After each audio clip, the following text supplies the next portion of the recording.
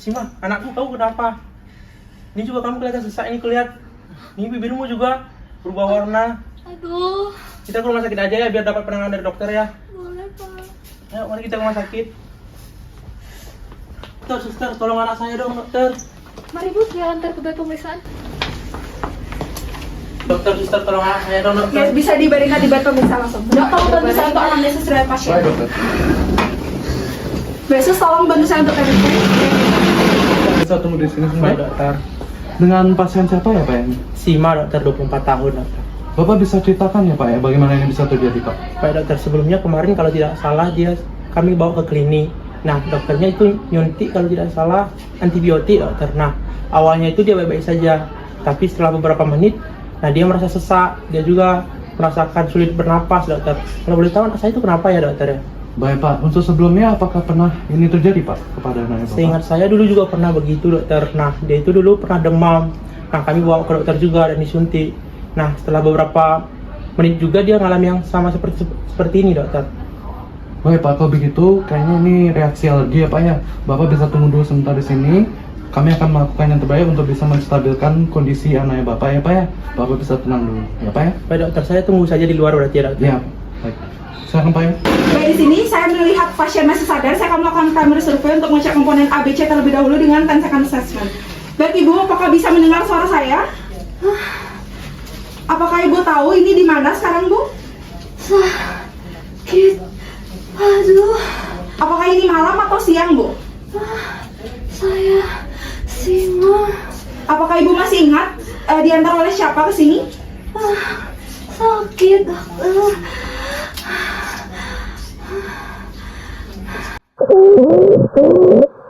Baik, pada saat merespon, pasien terengah-engah, kemudian terdengar suara stridor dan pasien tidak dapat merespon pertanyaan dokter sesuai dengan pertanyaan diajukan. Bagaimana terkait TTV-nya dok? Pasien takipnu 38 kali per menit, lalu pasien takikardi 120 kali per menit. Saturasi oksigen 70% menandakan pasien hipoksia, lalu akralnya dingin dokter.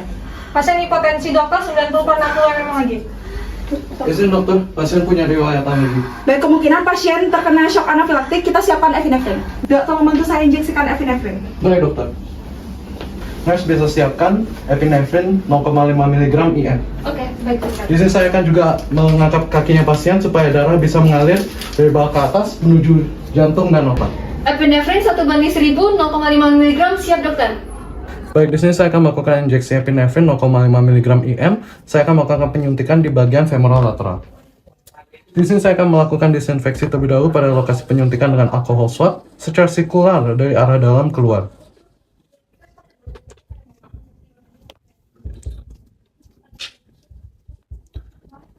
Kemudian saya akan melakukan injeksi dengan sudut 90 derajat intramuskular.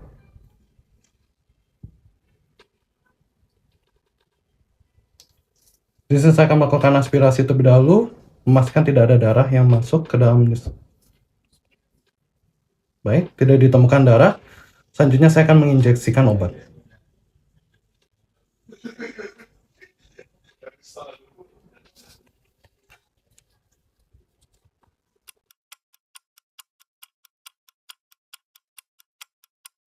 Nurse, tolong pasang infus IV NaCl 0,9%, bolus 1 liter. Baik dokter.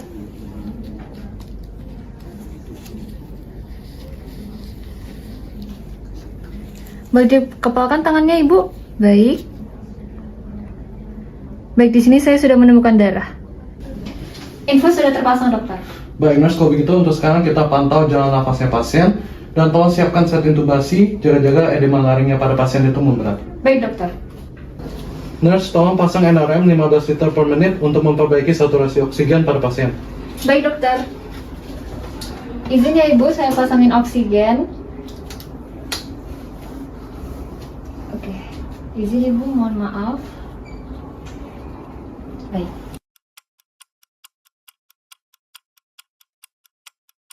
Nurse, tolong periksa kembali saturasi oksigen pada pasien. Baik dokter. Izin ibu. Baik, pasien saturasi oksigennya sudah 92%, sudah membaik dokter. Baik nurse, kalau begitu bisa dilepas NRM-nya ya. Baik dokter. Permisi ibu. Seseorang bantu saya untuk TTV kembali. Baik dokter. Baik, di sini saya akan melakukan pemeriksaan disability. Saya akan menggunakan metode GCS. Baik, pertama saya akan menilai respon I. Di sini saya menilai bahwa pasien sudah membuka mata spontan yang menandakan komponen I4. Selanjutnya saya akan menilai respon verbal. Baik, Ibu, apakah bisa mendengar suara saya? Bisa dokter. Baik, Ibu, siapa namanya, Bu? Nama saya Sima dokter. Baik, sekarang Ibu sedang berada di mana? Di rumah sakit dokter. Baik, Ibu bisa deskripsikan sekarang siang atau malam, Ibu? Ini siang dokter. Baik, di sini pasien dapat merespon dengan baik. Selanjutnya untuk komponen V yaitu 5. Selanjutnya saya akan menilai komponen M yaitu motorik. Baik, Ibu bisa diangkat tangan kanannya. Baik, bisa dipegang hidungnya, dipegang kepalanya Ibu. Baik, bisa diletakkan kembali. Untuk pasien sudah dapat merespon dengan baik yaitu untuk komponen M atau motorik yaitu 6. Untuk GCS pasien E4, V5, M6 yaitu untuk totalnya 15 kompos mentis. Selanjutnya saya akan melakukan exposure dari ujung kepala hingga ujung kaki. Baik, untuk sekujur tubuh saya temukan adanya urtikaria. Baik, untuk TTV-nya bagaimana, Sus? Untuk tanda vital pasien sudah normal dokter. Untuk HR-nya 90 kali per menit, untuk RR-nya 16 kali per menit, lalu CRT-nya juga sudah kurang dari 2 detik, lalu saturasi oksigennya sudah 92%. Tensi pasien sudah mulai normal, dokter, 110/75 mmHg. Baik, untuk kondisi pasien sekarang sudah stabil, kita akan siapkan antihistamin diphenhidramin untuk kita injeksikan untuk mencegah adanya komplikasi lebih lanjut. Baik dokter. Baik, Ibu, Bapak, di sini saya sudah menginjeksikan obat ya, Bu ya. Di sini kita perlu melakukan observasi selama 12 jam terkait dengan respon obatnya, apakah nanti terdapat alergi lebih lanjut atau respon ibu yang lebih lanjut, agar kita bisa observasi ketat di rumah sakit. Baik, Sus, tolong dibantu untuk melakukan observasi terutama untuk tanda-tanda vitalnya. Baik dok.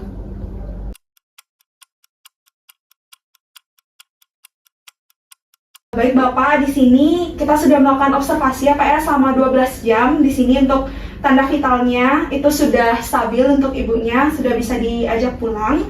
Di sini kami curiganya ibunya kena shock anafilaktik ya, Pak ya, atau shock akibat adanya alergi. Nah, karena ibunya sebelumnya sempat diinjeksikan antibiotik ya sebelumnya, jadi kemungkinan kami menduga itu respon alergi terhadap antibiotiknya. Untuk lebih lanjut bisa tolong dicek ya, Pak ya, nanti untuk antibiotiknya secara spesifik, supaya nantinya apabila di kemudian hari itu ingin melakukan injeksi antibiotik, bisa diberitahukan dokternya untuk antibiotik yang alergi itu spesifiknya apa. Ya, apakah bisa dimengerti, Pak?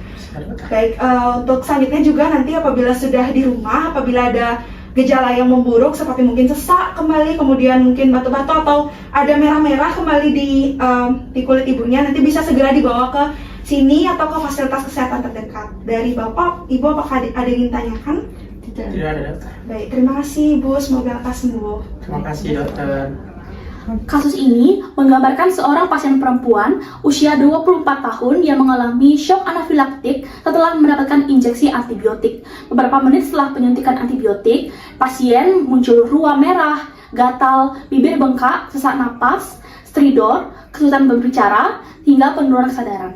Saat tiba di UGD, dilakukan primary survey oleh dokter dengan metode 10 second assessment dan ditemukan tanda shock berupa hipotensi dengan tekanan darah 90/60 mm raksa, takikardi yaitu dengan heart rate 120 kali per menit, saturasi oksigen 70%, serta CRT 3 detik yang berarti CRT yang memanjang. Berdasarkan riwayat paparan antibiotik dan manifestasi klinis, pasien didiagnosis mengalami shock anafilaktik.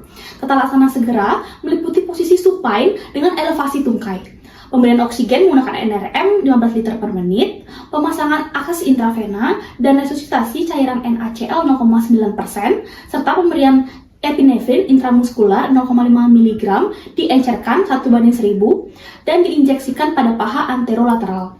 Setelah kondisi membaik, dilakukan evaluasi kembali tanda vital pasien, pemeriksaan neurologis dengan GCS, dan pemberian antihistamin diphenhidramin intravena untuk mengurangi urtikaria dan mencegah reaksi lanjutan.